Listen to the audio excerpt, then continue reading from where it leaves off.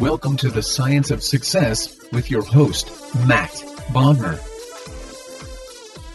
Welcome to the Science of Success. I'm your host, Matt Bodner. I'm an entrepreneur and investor in Nashville, Tennessee, and I'm obsessed with the mindset of success and the psychology of performance. I've read hundreds of books, conducted countless hours of research and study, and I'm going to take you on a journey into the human mind and what makes peak performers tick, with a focus on always having our discussions rooted in psychological research and scientific fact, not opinion. In this episode, we talk about emotional intelligence. What is emotional intelligence and why does it matter so much? How the science demonstrates that emotional intelligence matters far more than your IQ, and how you can develop and improve your EQ, how to build the muscles of focus, and much more with Dr. Daniel Goleman. The Science of Success continues to grow with more than 800,000 downloads, listeners in over 100 countries, hitting #1 new noteworthy, and more. I get listener comments and emails all the time asking me, Matt, how do you organize and remember all this incredible information? A lot of our listeners are curious about how I keep track of all the incredible knowledge I get from reading hundreds of books, interviewing amazing experts, listening to awesome podcasts, and more. Because of that, we created an epic resource just for you, a detailed guide called How to Organize and Remember Everything. And you can get it completely for free by texting the word SMARTER to the number 44222. Again, it's a guide we created called How to Organize and Remember Everything. All you have to do to get it is to text the word SMARTER, that's SMARTER, to the number 44222, or go to scienceofsuccess.co, that's scienceofsuccess.co, and put in your email. In our previous episode, we dove into evolutionary psychology and looked at how biases have been programmed into your mind by millions of years of evolution. We examined why our guest condemns the concept of empathy, how the science demonstrates that empathy has no correlation with doing good in the world, and how empathy can often create disastrous social outcomes, and much more with our guest, Dr. Paul Bloom. It's a very controversial episode. I highly recommend checking it out. He might challenge some of your beliefs and assumptions about how we make decisions. Today, we have another awesome guest on the show, Daniel Goleman. Daniel is the co-founder of the Collaborative for Academic, Social, and Emotional Learning. He currently co-directs the Consortium for Research on Emotional Intelligence in Organizations at Rutgers University. He's the international best-selling author of several books, including Primal Leadership, Focus, and Emotional Intelligence, which has been translated into over 40 languages. Daniel, welcome to the Science of Success. Matt, it's a pleasure to be with you. Well, thank you so much for being on here. So for listeners who may not be familiar with you and your story, share a little bit about your background. Well, I'm a psychologist. I've got a PhD in the field. I became a science journalist and started covering psychology. And in 1990, when I was working at the New York Times, I saw an article in a rather obscure journal, so obscure it doesn't exist. It was called Emotional Intelligence. I thought, that is a dynamite concept because, first of all, it sounds like an oxymoron, emotions and intelligence, but it means we can be intelligent about our emotions. And I use that in my 95 book, Emotional Intelligence, as a framework for talking about what's going on in the brain and why emotional intelligence matters so much in your professional life, your personal life. And I've been doing work, as you mentioned, on that ever since. So for listeners who may not kind of be familiar with the concept of emotional intelligence, or maybe they've heard it and, think of it as kind of a buzzword, how would you kind of define the concept of emotional intelligence? Sure. It has become a kind of popular meme, EQ. That guy's got no EQ, or he's pretty high in EQ. People kind of know what it means. There's actually a technical definition. There's 4 parts of emotional intelligence in my model. The first is self-awareness, knowing what you're feeling and why you feel it, how it's affecting your performance, knowing your strengths and weaknesses, knowing how other people see you. That's a big one.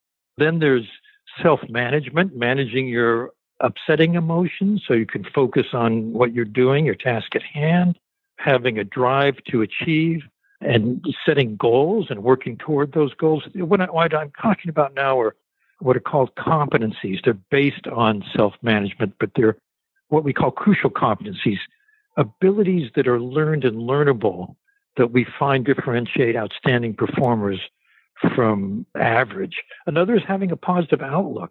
And finally, adaptability, being able to change as demands change. Those are all competencies under self-management. The third part of emotional intelligence is social awareness, being able to read other people, empathy, knowing what they feel without their telling you. People don't tell us in words. They tell us in tone of voice. They tell us in body language and so on. Can you pick that up? That's empathy. It's really important in any relationship, whether it's your private life or your work life. Another is a different level of competence. It's organizational awareness, reading the emotional currents in an organization, knowing who to go to get a key decision made, what the network of influence is. The fourth ability and fourth domain of emotional intelligence is managing your relationships. It's being able to influence people. Another competence here is being a good coach and mentor to people who are coming up the ladder behind you, being able to manage conflict, leadership that inspires, and teamwork. So that's what we actually mean by emotional intelligence. And, talking about the differences between IQ and EQ, how do each of these sort of skill sets translate into how successful people are? Is one a larger driver of the other? Which one has the highest? Yes, that's a great question, Matt. And the answer is it depends. When you're in school, during your school years, IQ is what matters. Academic achievement is correlated very, very highly with IQ. But there's something they'll never tell you in school, which is once you get into the work sphere, you're on your career, it matters less and less and less the higher you go. The reason is this. If you want to become, an MBA, if you want to be an executive, if you want to be a physician, doesn't matter. There's a certain level of cognitive complexity you've got to be able to digest and understand in order to do your job. That's the IQ side. And here's where the paradox starts. Once you're in the field, everyone else who's made it in the field is about as smart as you are. So IQ loses its predictive power in who's going to excel, who's going to stand out. This is where emotional intelligence matters, how you handle your own emotions, how you manage yourself, those abilities like getting disturbing emotions under control, staying focused, working toward your goals. That matters much more now, or being able to get along with people, work on a team, to lead people. So the EQ abilities differentiate the higher you go in your career. And when you look at top management positions, C-level leaders, there's a methodology called competence modeling. It takes these crucial competencies and others like them and looks at which ones distinguish people in our organization in terms of their actual business performance or organizational performance. And it shows that emotional intelligence competencies, these crucial competencies, are what matter far more than IQ. People who are at the top level, you hire people who are programmers, who are accountants, who have those IQ skills.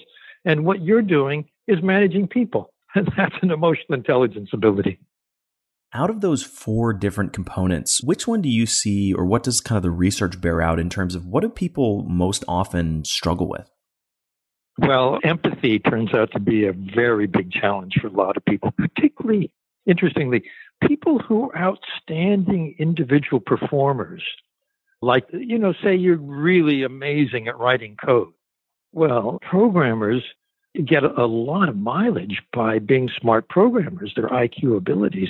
The problem is when they get promoted to be a team leader or an executive of any kind, that's where you need empathy, because empathy is what greases the relationship. It's the lubricant. It's what makes rapport. It's what makes you understand how to put things to this guy so he'll understand it, or, I'm losing attention over here, or actually being a caring leader turns out to have a lot of power in terms of loyalty, in terms of people giving their best. That's another aspect of empathy. So if you don't have empathy, it really hurts you as you go higher and higher on the ladder and become a leader of more and more people. And in my experience, it's empathy that is the one crucial competence people struggle with the most.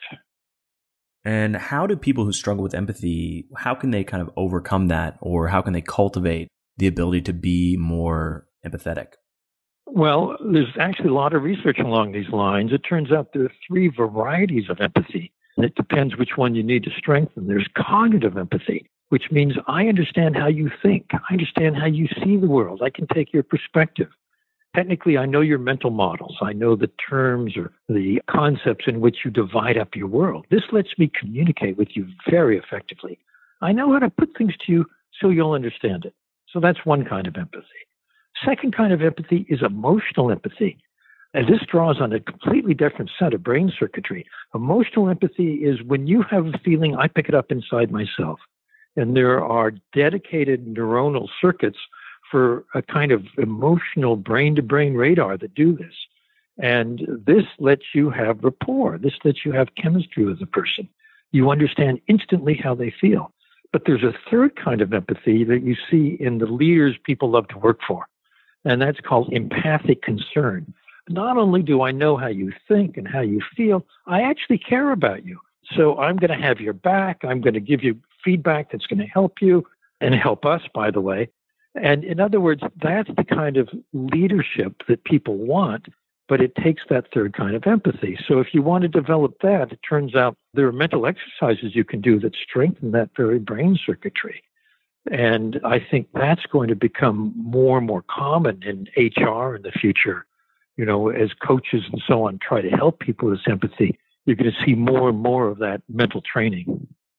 What are some of those exercises? Could you either sort of describe them or maybe even give an example that somebody listening might be able to perform?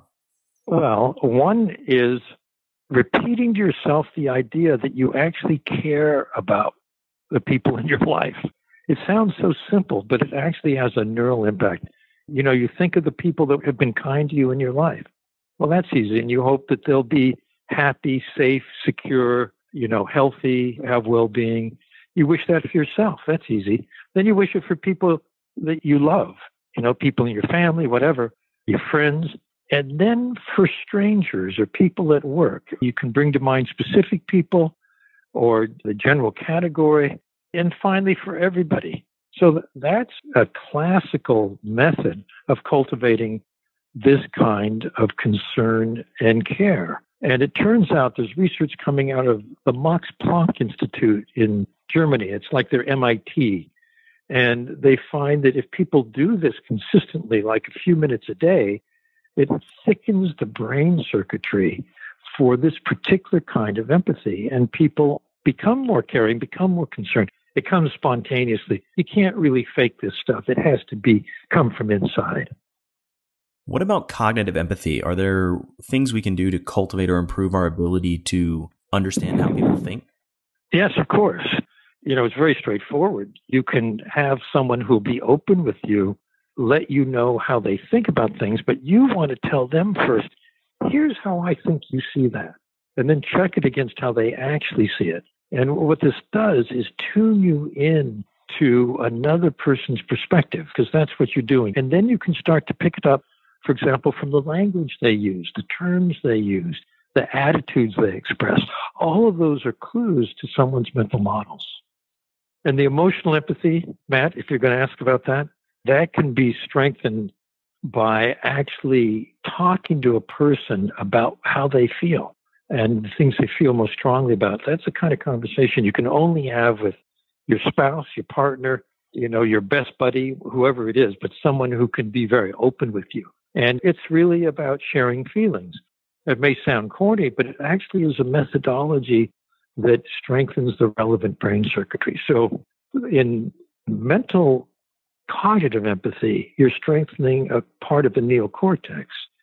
In emotional empathy, you're strengthening a part of the limbic system, the emotional system. And empathic concern, you're strengthening a circuitry we actually share with all mammals. It's the parental caretaking circuitry. It's the circuitry that is active when you love your kid. It's so interesting that, you know, this is very much, it sounds on the surface, you hear the phrase emotional intelligence and think that it's kind of fluffy, but in reality, this is very much rooted in science and neuroscience and the kind of neurobiology of your brain itself. Oh, absolutely. When I'm talking about self-awareness and self-management, there's specific brain circuitry involved. We know what it is. It's the prefrontal cortex, which is the brain's executive center just behind the forehead, and its connections down to the emotional brain, which is between the ears, particularly the amygdala, which is the trigger point for the fight or flight or freeze response.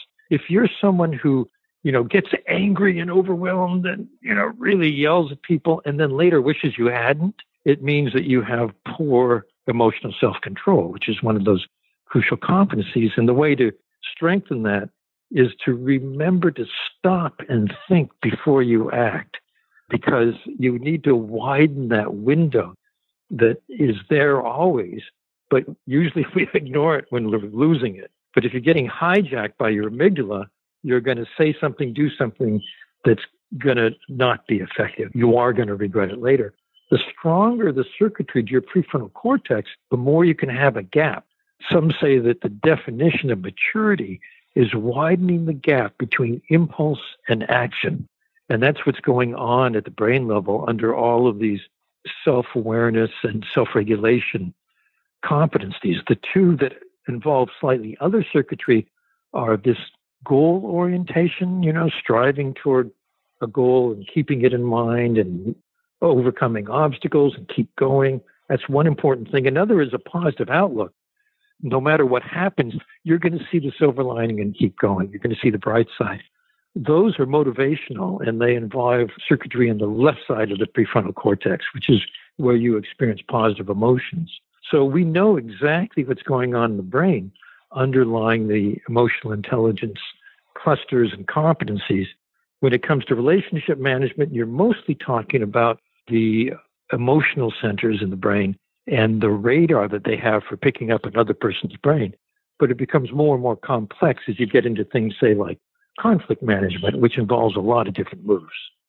I'm very curious, what does the science say about ways to strengthen our prefrontal cortex, especially around the ability to sort of control your amygdala? One of the things I've been involved with for a long time is called social emotional learning, which brings the emotional intelligence competencies. I'm talking about all the crucial competencies, all the domains, self-awareness, self-management, social awareness, relationship management, into schools. And one of the things they do in schools actually would help anybody. I've seen this in schools I visited. It's a poster. It's a stoplight. It says, when you're getting upset, remember the stoplight. Red light, stop, calm down, and think before you act. That's really the 3 steps that you need. Stop. Don't do the first thing that your impulses tell you to. Calm down and think before you act. Yellow light, think of a range of ways you might respond. And green light, pick the best one and try it out. Well, you don't have to be a 4th grader to use the stoplight. Those steps work at any point in life. So if you wanted to strengthen the circuitry for self-control, you have to practice. The brain and the mind are muscles, and they're basic repetitions that strengthen circuitry. So here, the circuitry you're strengthening is the don't act on the impulse, pause, think of a better way to act, and try it out. So those are 4 simple steps. If you do that every time, you find yourself getting upset, you're going to be strengthening the prefrontal circuitry. I'd also love to talk about the concept of a positive outlook, kind of within the realm of self-management. For someone who may not have a positive outlook or generally kind of negative or down about things, how would you suggest reframing or sort of building a more positive approach to things? There's a psychologist at Penn, Martin Seligman, who's kind of state-of-the-art in this. He wrote a book called Learned Optimism. And what he did is develop a program for teaching anyone, particularly people who, by the way, are prone to depression, because the thing they lack is this ability to see the bright side of events. They only see the bad side, the dark side. So he started with people who are depressed and helped them realize, first of all, you don't have to believe your thoughts. Well, that's a very powerful thought itself. What it means is you can look at your own thinking and decide, is that a thought that helps me or is it not? Because people who are pessimistic have a litany in their stream of thought, which is, that things are going to be bad, that I can't do it. It's always going to be like this. These are the kinds of thoughts that make someone pessimistic and eventually depressed. So Seligman says, challenge those thoughts. When you get the thought, I'm not good enough for this, or they don't like me, or whatever it may be, take time to argue with that thought. This is also a basic move in what's called cognitive therapy. And it's been found through all kinds of research to have very powerful impact. So first of all, don't automatically believe negative thoughts. Second, question and challenge them. And third, when you find that positive frame on it, go with that. Keep reminding yourself of that. Sometimes people actually write cue cards that they take out and remind themselves of when they're starting to have a particularly familiar negative train of thought. Those are very good methods. And the book is Learned Optimism, Martin Seligman. Thanks for that recommendation, and we'll make sure to include that in the show notes for listeners who want to check that out. Changing gears, I'd love to dig into the concept of the ventilation fallacy. Could you talk a little bit about that? The ventilation fallacy is this idea that it's really good for you to get your anger out when you're mad at people. And the research shows, paradoxically, is if you constantly ventilate, you get better and better at ventilate, and you strengthen the circuitry for ventilating, and you become an impulsive, angry, and enraged person. That does not help you. You really want to manage your anger. You can be selective. You can be very, strong and assertive when you need to be, but it doesn't actually help to be angry. If you're angry, that's more than is needed, and what it does is trigger anger in other people. So you don't get people to do what you want. You get people who are oppositional and defiant against you because you've gotten them angry. So really what you want to do is be assertive. Assertive means, hey, we need you to do this because when you do that, it messes up in this way. So here's how you can do that, and here's how I'll help you. That's a much more effective way of giving feedback than just yelling at somebody and saying, oh my God, you're an idiot, or whatever it is. You probably would say something harsher if you're really angry, but you get the idea. So that's specifically within the context of anger. I'm curious, how does that same approach fall within the context of depression or sadness? Is ventilation a better strategy in that case, or what is the most effective strategy to deal with something? Ventilation doesn't help with any negative emotion because it essentially is rehearsing that emotion. The more you rehearse a behavioral sequence or an emotional sequence, the stronger the underlying brain circuitry becomes. So it becomes more common, more frequent in how you respond to situations. What you want to do is intentionally oppose it and modify it in a positive direction, whether it's depression or anger, anxiety, whatever it is. And what are some of the ways that, let's say, somebody suffering from anxiety may be able to intentionally oppose those kind of thought patterns?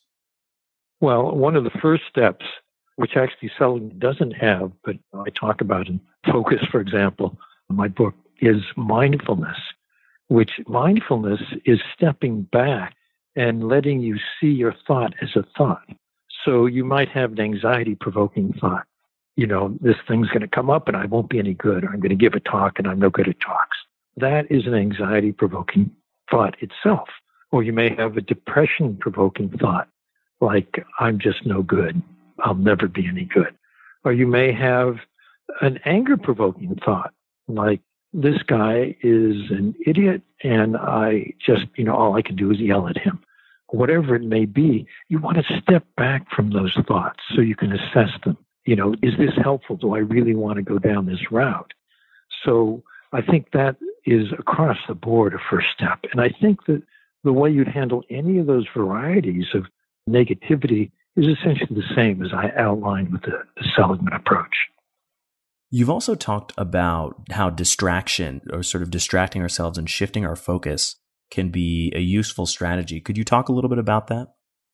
One of the ways to manage anxiety is to focus on something else. In other words, get your mind off that anxious train of thought.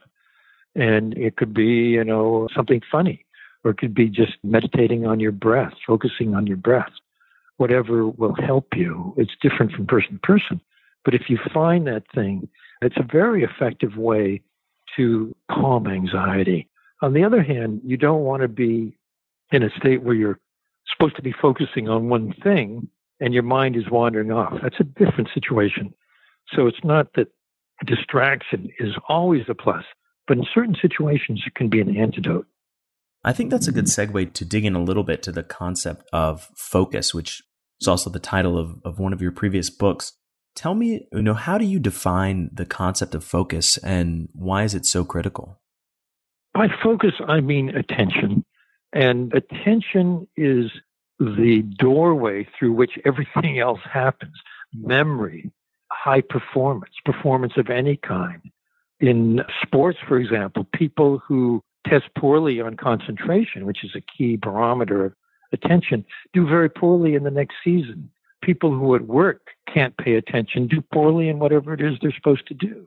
So focus is the key. It's the hidden ingredient in success.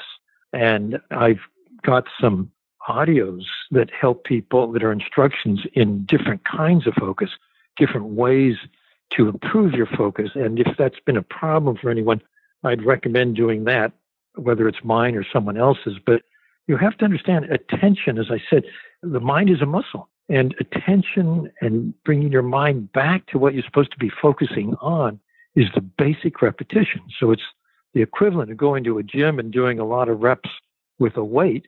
Every time you try to focus on one thing and your mind wanders off and you bring it back, you're actually strengthening the underlying brain circuitry for concentration and focus. And the more focused people are in any domain of performance, the better they'll be.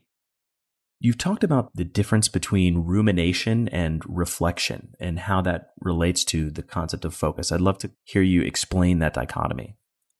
Rumination is when you have trains of thought that just make you more worried. You think about this big challenge coming up at work, and all you can think about is how you're going to screw it up. That's an anxiety-provoking train of thought. However, reflection means you're thinking about this challenge coming up and you're coming up with some solutions, some things you can do, some steps you can take. That's very positive kind of mental work. So rumination gets you nowhere. It just increases your anxiety, maybe your depression. But reflection helps you find solutions.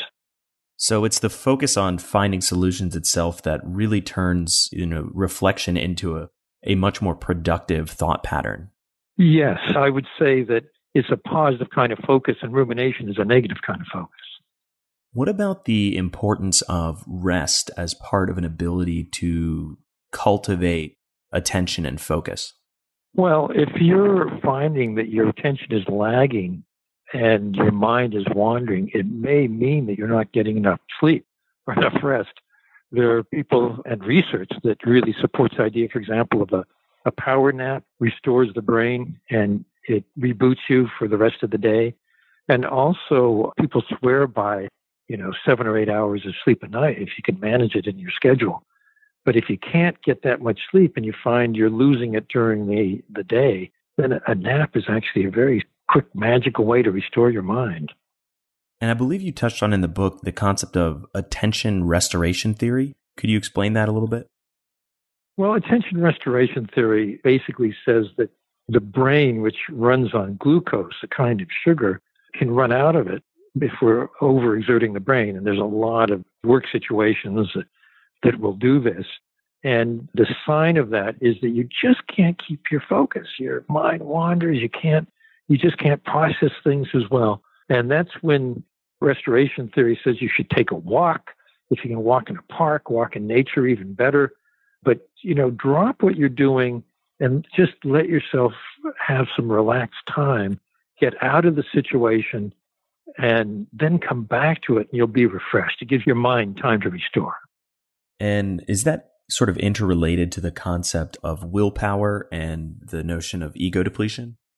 Well, ego depletion and willpower kind of operate on the same principle, that the circuitry underlying the ability to keep going, at force of will, also can run out of steam, run out of gas. And there again, it's good to take a break, restore yourself, and come back. I'd love to kind of take the concept of emotional intelligence, the ideas of focus that we've been talking about, and segue it into discussing one of your recent books, which is called Primal Leadership. I'd love to sort of understand, what does that term mean, and why did you decide to call it primal leadership? Well, we had a big argument about that, as you can imagine, because primal is a kind of provocative word, but what we're trying to get at is the fact that there is an emotional level to leadership. This is the primal level. that if you leave it out, you're not going to be effective as a leader. This is why, as I said, emotional intelligence matters more and more. The more leadership positions you take on and the higher you go in an organization, the more people you're leading, you need to feel the pulse of the people. You need to know how to talk to them. You need to know how to inspire them, how to motivate, how to keep them on course, how to give them positive feedback that will be effective, how to get them to want to give their best. And that's an emotional challenge. It's not a cognitive challenge. I think that's a great point, which is that it's not a cognitive challenge, it's an emotional challenge. Such a great way to phrase that. And it really crystallizes the fact that, as we discussed earlier in the conversation, brain power can only solve so many of these problems. What you really need to cultivate is the ability to understand people, empathize with them, and learn how to influence them if you want to be successful as a leader and within really any organization. Exactly. Very well put, Matt. And I would add that the ability to do that, that we learn in life. You don't learn it in school. You learn it on teams. You learn it, playing with kids. You learn it in relationships. You learn it in the workplace. It's an alternate curriculum. It's not the academic curriculum. You'll never learn it in an MBA program, but it's what's going to make or break a career as you get into a leadership position or just a member of a team.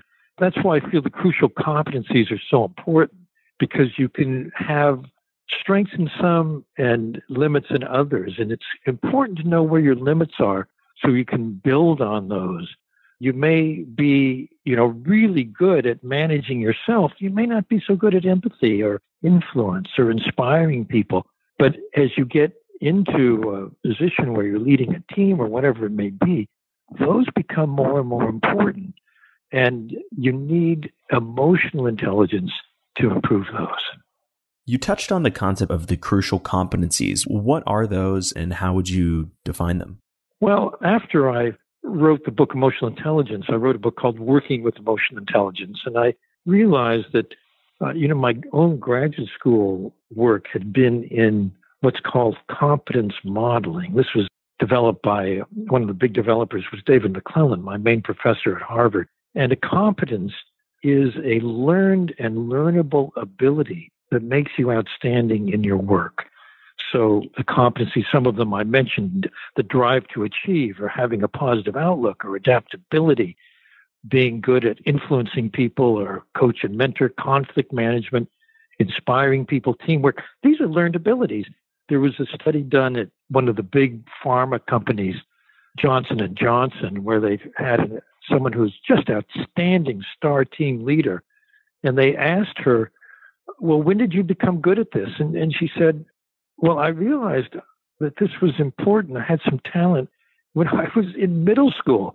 She had moved to a new town. She didn't know other kids. She thought she could meet friends by joining the field hockey club. She wasn't so good at field hockey, but she was really good at teaching new kids how to play the game. They made her an assistant coach, and she had one position after another like that, up to being head of teams at a huge company. And that was an ability she learned, and she learned it in life. And it's true of each one of these competencies. And no one is good at all of them, but you need to be good at 6 or more to be an outstanding leader or to be outstanding in any field. I think it's such a critical point as well that these are not innate skills that you're either born with or not. These are all learned abilities that the research and the data demonstrates you can learn, and there are specific methodologies and strategies that you can implement in order to learn these and train yourself to become effective at this whole slew of very important competencies. Well, Matt, and I think that's the key point. I find that so encouraging that it's not that, you're either born with it or you're not. It's really, did you learn it yet? If not, you still can. You can learn and strengthen them at any point in life. And you've got a new project that you've been working on that involves these crucial competencies, correct?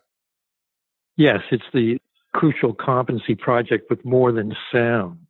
And what we're doing is focusing on the competencies one by one and explaining them in more depth. We're talking to, for example, coaches who have helped executives cultivate one or another, actually each of the 12 We're going to run through them. We're also coming out with a program for how you can strengthen each one. Because, for example, in the workplace, people sometimes are told, well, you need to work on empathy, or you need to work on emotional self-management or positive outlook, whatever it is. They don't tell you necessarily how to do that.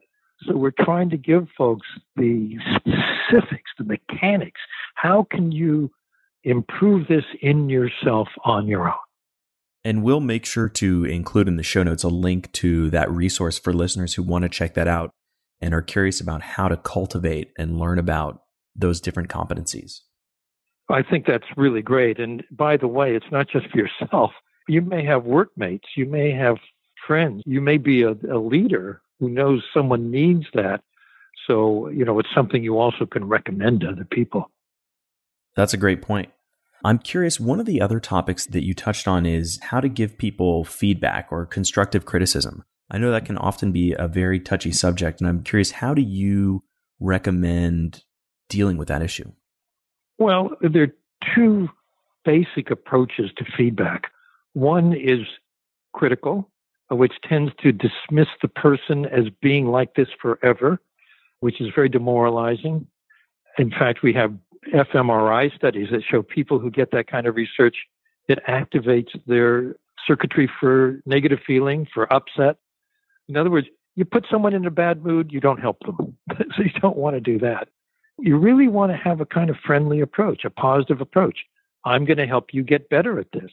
And the first thing you need to do is say, you're so good at such and such, and I notice that when you did this, and you want to be very specific, it didn't work out. So let's think about how you can get better at that. In other words, you're not attacking the person. The critical negative approach makes the person feel that they're just no good at this, and it triggers their negative circuitry. What you want to do is trigger a very positive outlook so the person feels energized and that they can learn how to do this better. And maybe you're in a position to help them learn and suggest some ways. But in other words, you're not ruling them out. You're saying, hey, you're a valuable person on this team, and we want you to get better at this. Here's some ways you can do it. I think that approach is much more motivating. And in fact, the brain research shows it does activate positive circuitry. So for listeners who want to take some of these ideas, maybe take a very simple first step in developing or cultivating their emotional intelligence, what's one simple piece of homework you would give them as kind of a first step? Well, I would say that the first step is to manage your own negative emotions. And that may be negative thinking. It may be impulsive anger. Whatever it is, widen that gap between impulse and action. And if it's at the mental level, step back from your thoughts and ask yourself, is this useful?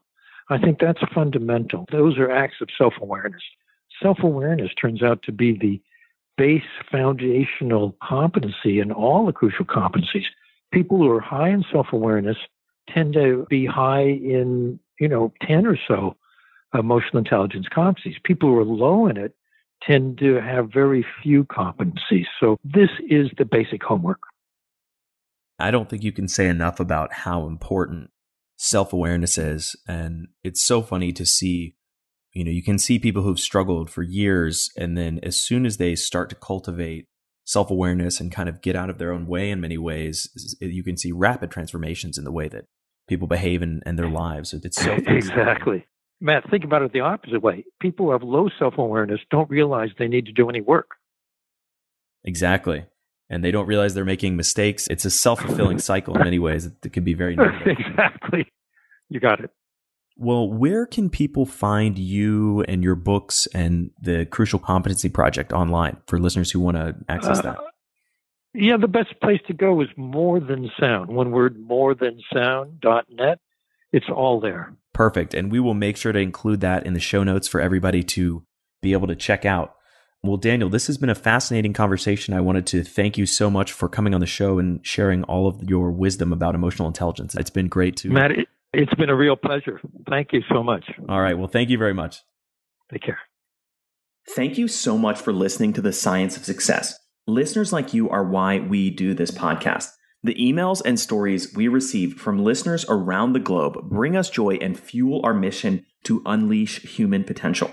I love hearing from listeners. If you want to reach out, share your story, or just say hi, shoot me an email. My email is matt@scienceofsuccess.co. That's matt@scienceofsuccess.co. I'd love to hear from you, and I read and respond to every listener email. The greatest compliment you can give us is a referral to a friend, either live or online. If you've enjoyed this episode, please leave us an awesome review and subscribe on iTunes. That helps more and more people discover the science of success. I get a ton of listeners asking, Matt, how do you organize and remember all this information?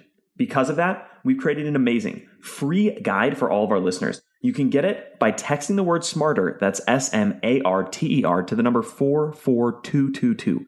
Or by going to scienceofsuccess.co, that's scienceofsuccess.co, and joining our email list. If you want to get all this incredible information, links, transcripts, everything we just talked about, and much more, be sure to check out our show notes. You can get them at scienceofsuccess.co. Just hit the show notes button at the top. Thanks again, and we'll see you on the next episode of The Science of Success.